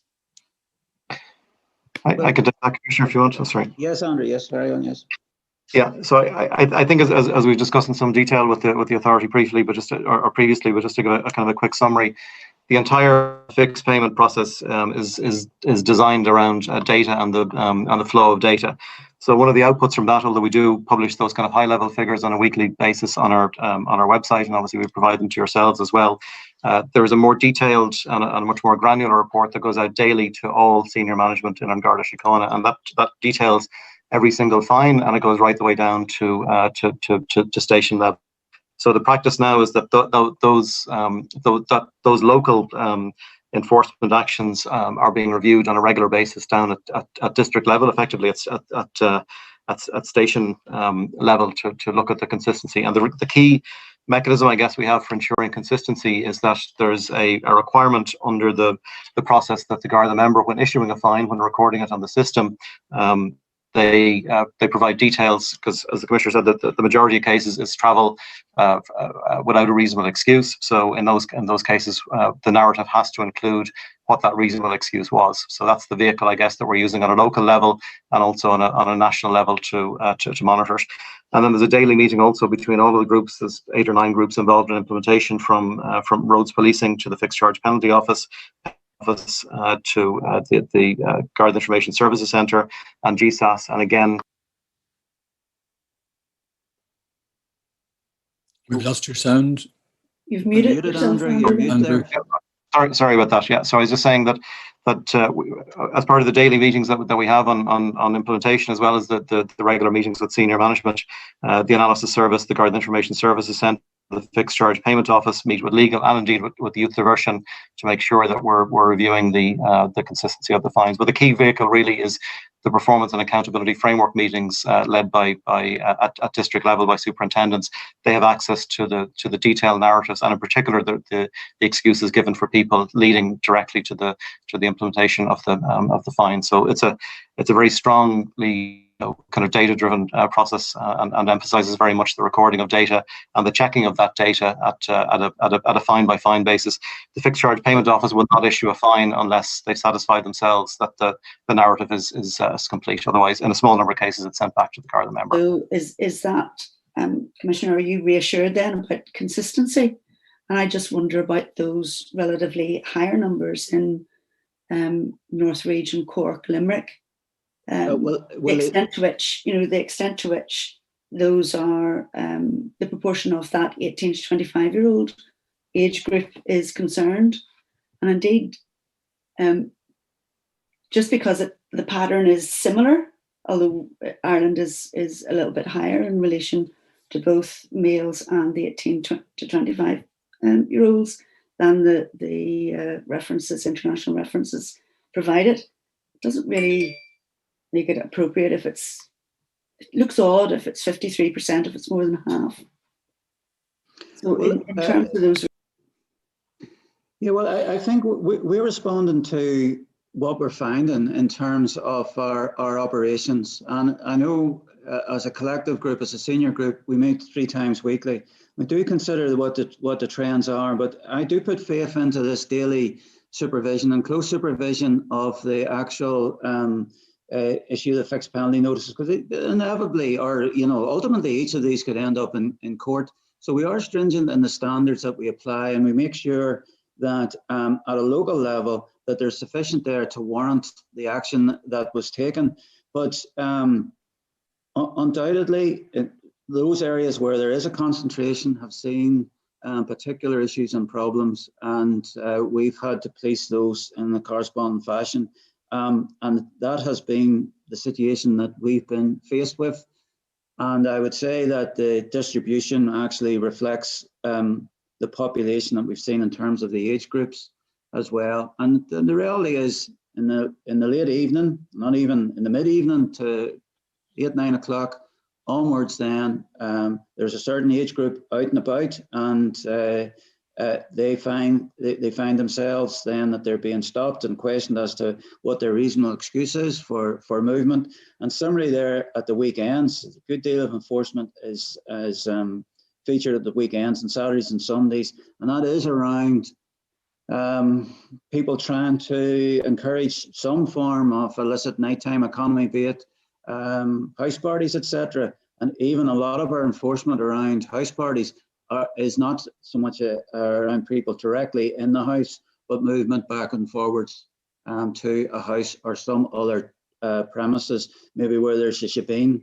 So I'm content with each of the cases in respect of how we're approaching them and our proportionality in doing so, because we've made it very clear from right from the start the standards that's being expected, and Andrew's teams, together with the teams in the regions, are following through on that. Thank you very much, Commissioner. I just have another couple of questions, and the first one is about the welfare of your officers. And as you were saying earlier on, the composition and demographic of your officers is very, reflective in some part at least to the population. And the population, some people in the population are really just having a tough time with the restrictions. And I wondered if you could say something about the provisions that you have in place to support your officers. Thank you. Okay, thanks very much. I would say just a couple of things in general, maybe before I hand over to Alan on this. The one thing is, like, this is a workplace of being present. So there's still a strength in coming into your work and engaging with your work colleagues, and actually engaging then in meaningful work. And I think that means a lot, and certainly individual members of staff and individual Garda members that I talk to, I think people do see that as a blessing in comparison to some others, particularly those who may find themselves out of employment or isolated in the workplace. So I do think that's significant. We did suffer in terms of the spike ourselves, in terms of numbers who were absent, but that has settled back down again, and that's positive. But if I turn to Alan just to set out just the specific support that we have put in place for individual members of staff and members. Thanks, Alan. Yeah, okay, thanks, Commissioner. First of all, just to echo what the Commissioner said, our resilience at the moment is very good, and through most of it we little drops okay, but at the moment we've 95% availability, and that's taken in sick leave and COVID absence. So that's our availability for both Garda members and Garda staff. So we've got a very good and robust employee assistance service available, and with employee assistance officers right throughout the country to support our staff. In relation to the COVID, we've been proactive. The employee assistance service has been proactive in that. Anybody who's out on a COVID-related absence is automatically contacted by the service, as opposed to being referred to the service.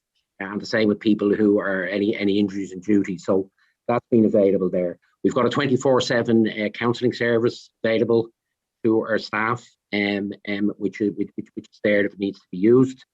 We've got the use of peer supporters, they back up to our employee service in every station and office throughout the organisation.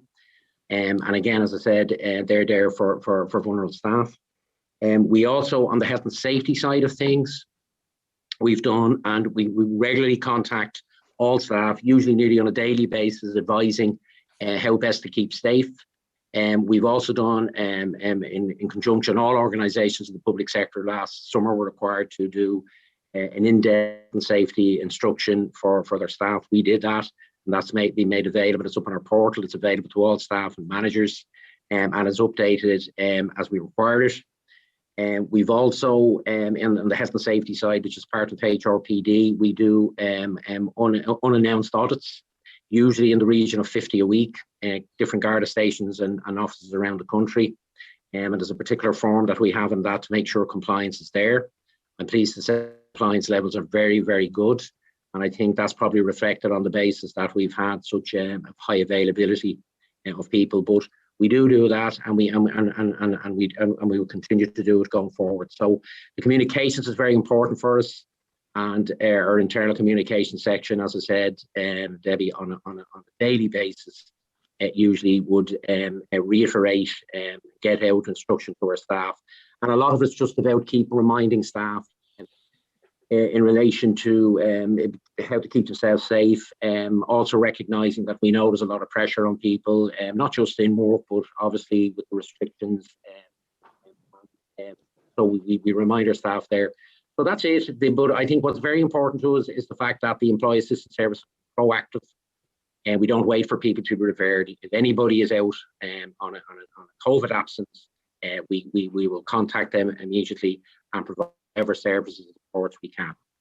Okay, Alan, thank you very much indeed for that. And Commissioner, just we've received your recommendations for reserves and the use of reserves and the potential increase in powers. I suppose what the extent to which such increased powers provide you with more flexibility at front line. Can you say a little bit about that? And also thinking about the redeployment of officers to the front line from some administrative type, does that provide you with an opportunity to monitor and assess the extent to which Garda staff can fill those roles? Thank you.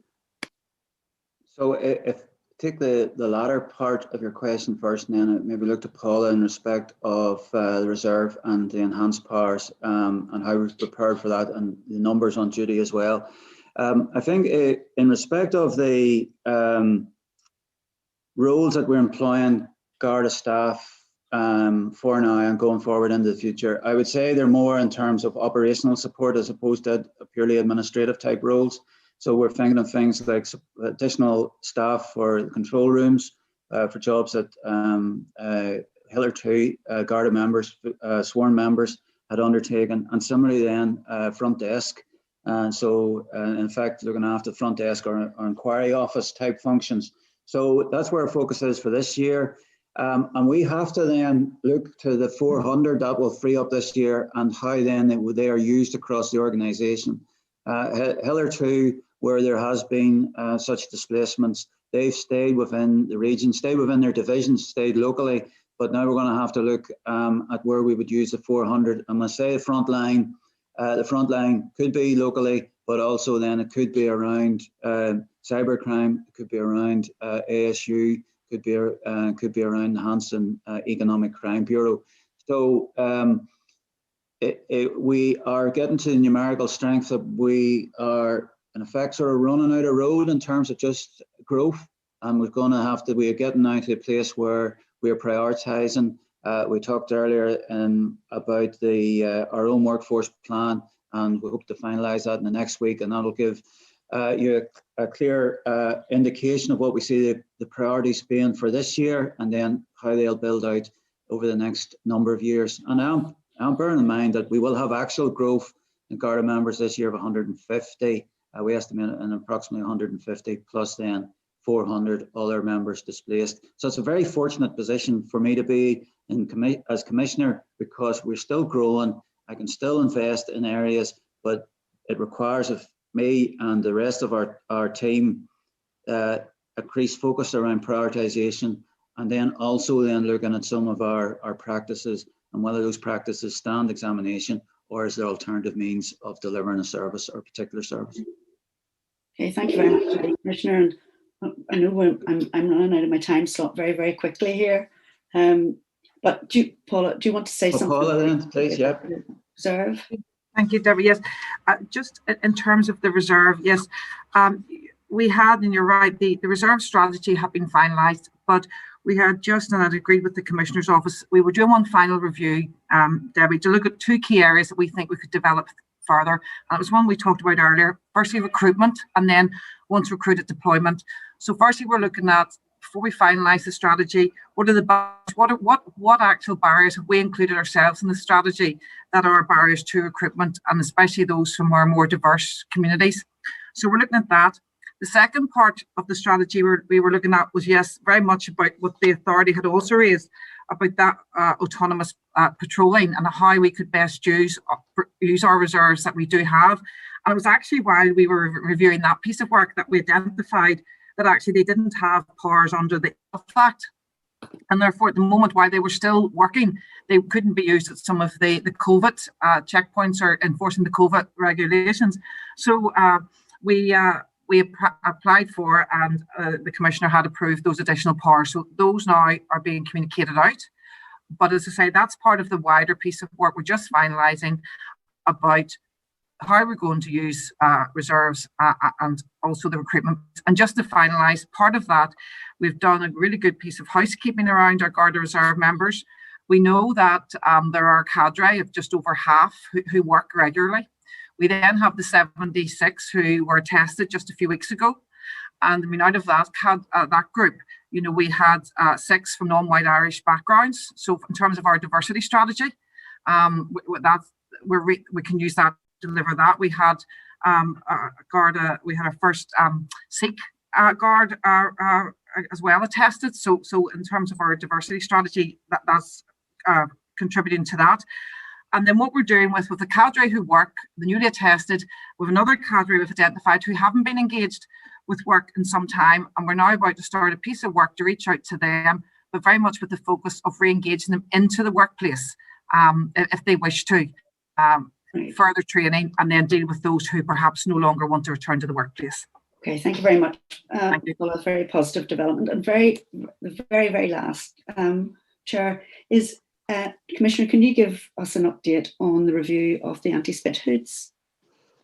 Yes, so I received that review in the last number of weeks. We considered it on Tuesday executive meeting and returned to them because a series of recommendations that we made comment on, and I would like to see a timeline in respect of those. But I'm considering actually the amount of year of the anti-spit guards as well. So, and I do bear in mind the manner and the reasons why this was introduced and now the incidents as well. So we're having a thorough look at it in terms of it going forward, and that also includes its necessity as well. Thank you very much indeed for your responses. Thanks, Debbie and Commissioner. We look forward to early sight of that report now that you've taken it to the executive and for further conversation with you. The final item on the agenda is you report to us, and Valerie and Bowling are going to deal with this, but I'm going to ask them if they would do it as briefly as they can, and you too, in terms of your responses. But perhaps just a question each, maybe, because it's past 5 o'clock. Well, Chair, maybe I'll begin, and I can be very brief because most of the questions I lined up have been answered. So thank you very much for a very fulsome report today so far. I wanted, on behalf of all of us, I think, to acknowledge the very significant achievements that have happened recently and on an ongoing basis. The significant seizures reported relating to drugs and organised crime. I think in your report as well, Commissioner, the increased detail in Appendix A on the policing plan, that's very much welcomed by ourselves. And the publication of the use of force through the Garda Síochána website is something else we'd like to note, and that's available. I think for any members of the public watching or listening, the report is a really excellent report and is worth reading. So anything that we didn't get to cover at the meeting today, I'm sure people would find it of interest. So maybe very briefly, would you like to comment on the crime trends, Commissioner? Because I noticed some decreases in crime trends. And one, maybe comment on that. And two, is crime shifting to somewhere else like cyber crime and crime that isn't as visible? And how does your community policing approach engage with that kind of crime? Thank you very much. Well, I would overall, I think the opportunity for some crimes has diminished. So for instance, we don't have a nighttime economy in effect. So that does have an impact on some of the crimes of violence. Also, people invariably are in their homes, and that's having an impact on burglary and other theft type offences. So some have seen there have been reductions in the last year. How sustainable they'll be in the longer term, we'll just have to see. And so, in effect, we aren't really altering our trend lines for the 5 years. We are being conservative on what we regard those trend lines are. In terms of offending, do have continuing concerns around organised crime in its many forms. We spoke about prostitution and organised crime. The great majority of prostitution is controlled by some form of organised crime gang. Then the drugs trade, obviously all organised crime. We've had very significant successes there, and that's been important. But what we don't say in our report is our very significant work with other international partners where they have made arrests and seizures in other parts of the world. And we are, and we are known to be a very significant partner to other law enforcement agencies as well. So, and just when John O'Driscoll's on the call here, I want to say that because there's some magnificent work has happened, and yet it'll never appear in any news report here in Ireland. But it is very significant. What I suppose my main concern is in respect of online, and that's both the growth of the distribution of child abuse images online. So we want to get back to our investment around cybercrime, but then other instances, and I've touched upon them, around both investment fraud, it's known as romance fraud, this fraudulent relationships, and lastly then extortion through the sharing and people, mostly young people, has been saying, being duped into sharing intimate images, which are then used then in turn to blackmail them. The National Crime Agency would record that this is also becoming a significant problem in the United Kingdom, and indeed in the last number of years there's been 4 suicides of victims connected with this. So it is a very serious crime, and it does affect young people really. From the targeted group would be 16 up to about 24, it seems that's most prevalent with. And we would urge everyone in a family connection to be very careful about what's happening to their young people and who they're talking to online, and how they can be unwittingly drawn into a relationship. They're victimized from a distance, but that victimization can be very real and can have an absolutely devastating impact. So those are the concerns. And obviously, as we get back to normal, we'll just have to see and watch very carefully to what re-emerges again as well. Just lastly, I would say that we've talked a lot about knife crime. I would set that in the context of overall violent crime and what we want to do then to address violent crime in its entirety. And we have to think about domestic abuse, other street assault, and the nighttime economy as a whole, and how then we can work with other partners going forward. And this is very much in the community safety field, working successfully with other partners. There are models that we can draw on from an international context, and we would seek to do that. And I know that the department is very much engaged in this as well. Okay, and I also meant to note the progress in the new crime of coercive control, and I think you've had some very good publicity on that as well. I'd like to commend that. One more question before I hand over to Moling, just very briefly.